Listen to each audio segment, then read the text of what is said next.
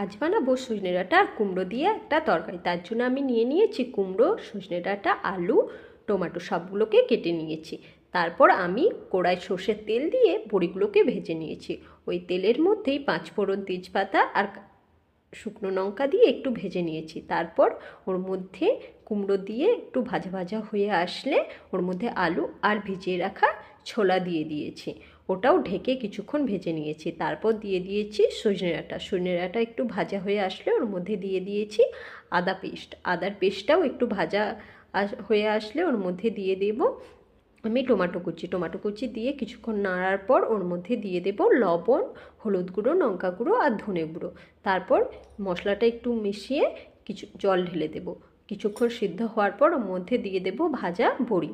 আর ওটাও সিদ্ধ হয়ে আসলে নামানোর আগে দিয়ে দেব চিনি। আর খেতে এটা খুব দারুণ হয়। তোমরাও বাড়িতে বানিয়ে দেখো কেমন হয়।